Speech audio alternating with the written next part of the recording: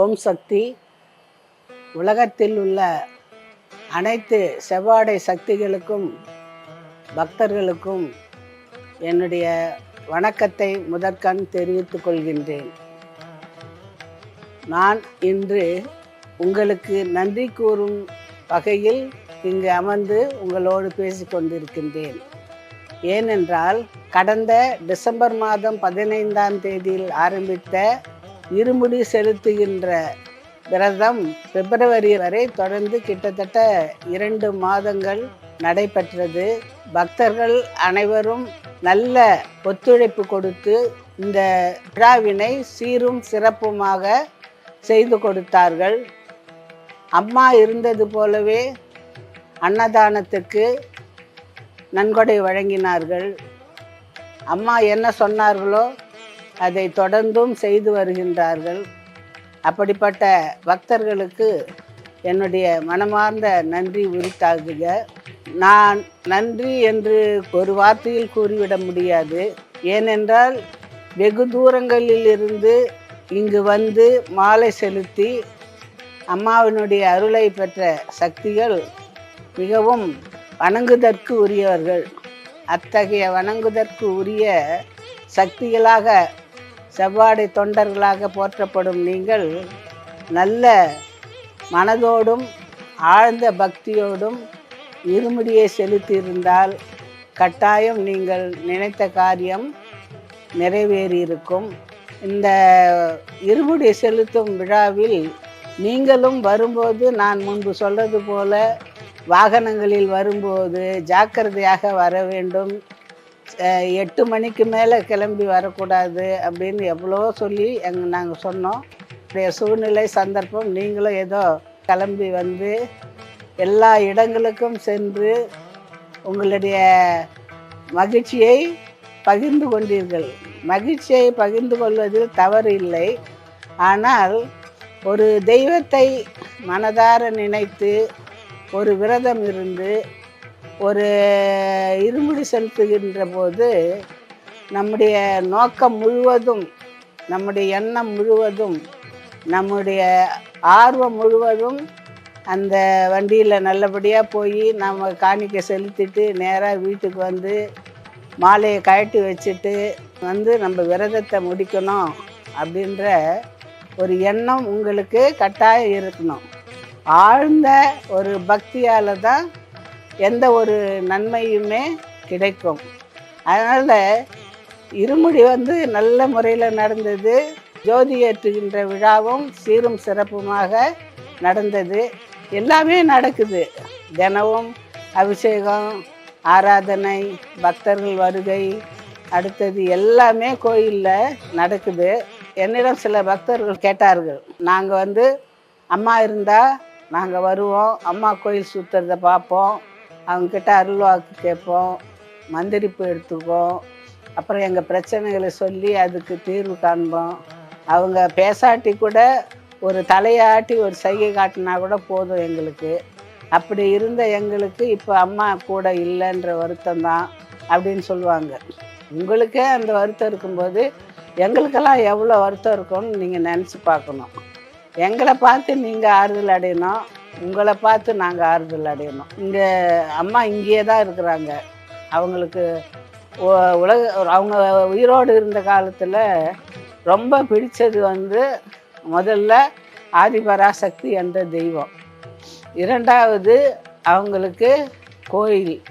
இந்த கோயிலை விட்டால் அடுத்தது வீடு, அவங்க இருந்த இடம். இது 3 தான் அவங்களுக்கு திரும்ப திரும்ப பற்றுதலோடு இருந்த இடங்கள் என்று சொல்லலாம். குடும்பத்தோடு வாழ்ந்தாங்க, ஆனால் அப்படியே ஒன்றி போயில்லை. குடும்பத்தோடு ரொம்ப ஒன்றி போயில்லை. தாமரை இலை தண்ணி போல தான் அவங்க வாழ்ந்தாங்க. அதற்காக நாம் அவர்கள் செய்கின்ற ஒரு தொண்டை பணியை தொடர்ந்து செய்து கொண்டே இருப்போம். நம்மோடு ஒரு நிலையான ஒரு பக்தியாக அமையும் என்று நான் நினைக்கின்றேன். அடுத்தது தைப்பூச விழாவில் சில குறைபாடுகள் எல்லாம் இருக்கலாம்.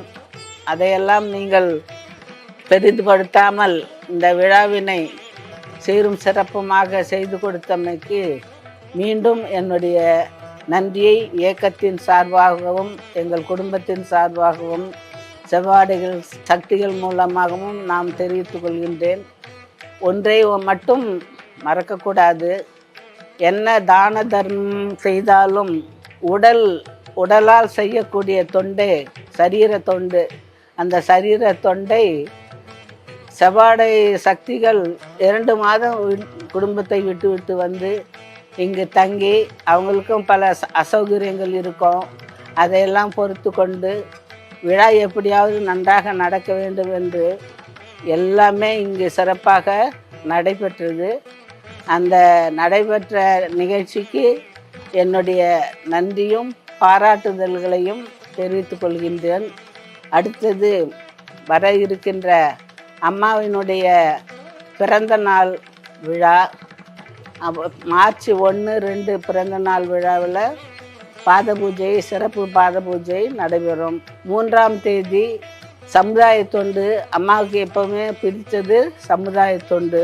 அந்த சமுதாய தொண்டை கிட்டத்தட்ட 3.5 கோடி ரூபாய் அளவில் ஏழை எளிய மக்களுக்கு, மாணவர்களுக்கும் தேவையானவர்களுக்கும் கொடுப்பதாக இருக்கின்றோம். இந்த நிகழ்ச்சிகளெல்லாம் கலந்து கொண்டு நீங்கள் அம்மாவினுடைய அருளையும் அவருடைய ஆசியையும் பெற வேண்டும் என்று நான் கேட்டுக்கொள்கின்றேன். அடுத்து இந்த தெய்வத்தை வழிபடும்போது நாம் எவ்வாறு வழிபட வேண்டும் என்பதற்கு ஒரு ஆத்மார்த்தமான ஒரு நம்பிக்கை, ஆத்மார்த்தமான ஒரு எண்ணம், ஆத்மார்த்தமான ஒரு செயல்பாடு இருக்க வேண்டும் என்பதற்கு ஒரு சிறிய கதையை சொல்ல விரும்புகின்றேன். ஒரு ஊரில் ஒரு குரு இருந்தார்.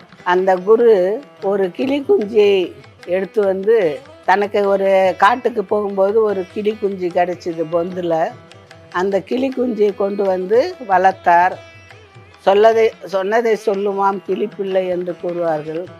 அதுபோல் அந்த கிளிக்கு ராமநாமத்தை தினமும் உச்சரிக்க சொல்லி கொடுத்திருந்தார்.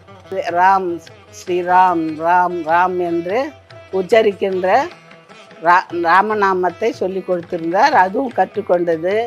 ராமரை பற்றிய கதைகளை எல்லாம் அதற்கு புரிகின்ற வகையில் இந்த குரு சொல்லி கொடுப்பார். அப்பொழுது அந்த கிளி அதையும் கற்றுக்கொண்டது.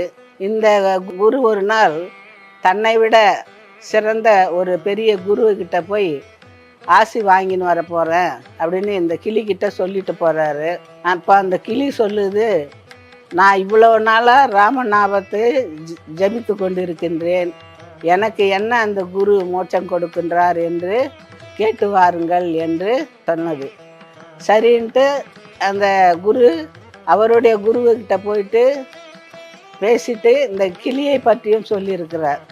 உடனே அந்த கிளிக்கு என்ன உத்தரவும் கொடுக்கல அந்த பெரிய குரு. அவர் சும்மாவே இருந்துட்டார். அந்த கிளி கேட்ட கேள்விக்கு பதில் சொல்லலை. சரின்ட்டு அந்த குரு வந்த உடனே இந்த கிளி கேட்டது, நீங்கள் போனீங்களே, எனக்கு என்ன உத்தரவு கொடுத்தாரு உங்கள் குரு அப்படின்னு சொல்லி கேட்டது.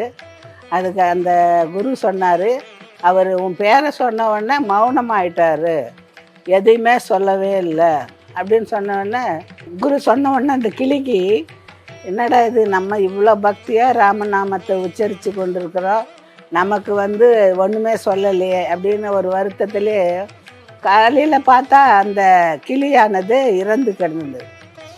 அடடா, இது மோட்சம் போயிடுச்சு போலது அப்படின்னு சொல்லிட்டு குரு எடுத்துன்னு போய் அந்த ஒரு மரம் எடுத்துகிட்டு வந்தார் பாருங்க. அந்த மர பொந்திலே எடுத்து போய் வச்சு அதுக்கு பூவெல்லாம் போட்டு அதுக்கு சடங்குகள்லாம் செய்தார். பூவை போட்டு சடங்கு செய்த உடனே அந்த கிளியானது அந்த பொந்திலேருந்து பறந்து கலையில் போய் உக்காந்துக்குச்சு. அப்போ அந்த குரு கேட்டார், அப்போ நீ இறந்தா மாதிரி என்கிட்ட ஏமாத்தினியா அப்படின்னு சொல்லி கேட்டார். அதுக்கு அந்த கிளி, இல்லை ஏமாற்றலை, நான் ரொம்ப ஆழ்ந்து அந்த ராமநாமத்தை ஜெபித்து அந்த ராமநாமத்திலேயே ஊறி நான் ஒரு ஆழ்ந்த நிலையில் தியான நிலையில் போயிட்டேன். நீங்கள் நான் செத்து போயிட்டேன்ட்டு எடுத்தாந்து இங்கே போட்டுட்டீங்க, மறுபடியும் உங்கள் கையால் பூ போட்ட உடனே எனக்கு மறுபடியும் உயிர் வந்துடுச்சு, அதனால் நான் வந்துட்டேன் வெளியில் அப்படின்னு. அப்போ இவ்வளவு ராமநாமத்தை பற்றி பேசுகிறீர்களே, என்றைக்காவது ஒரு நாள் என்னை விடுதலை செய்ய வேண்டும் என்ற எண்ணம் உங்களுக்கு வரவில்லையா அப்படின்னு சொல்லி அந்த கிளி கேட்டுதான். அப்போ தான் இவருக்கு தான் செய்த தவறு, ஒரு பறந்து திரிகின்ற கிளியை அடக்கி ஒரு இடத்தில் வைத்திருப்பதும் தவறு தான்.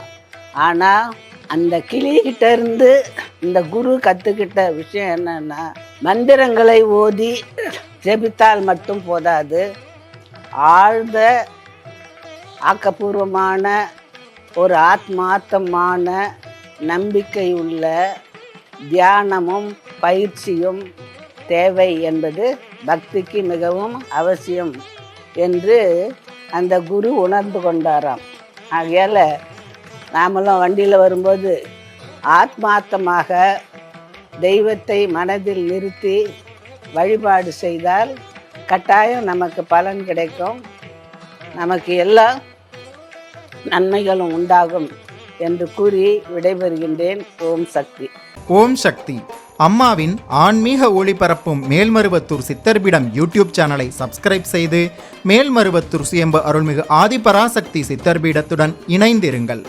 பெல் ஐகானை கிளிக் செய்து புதிய காணொளிகள் பற்றிய அறிவிப்புகளை உடனுக்குடன் பெறுங்கள்.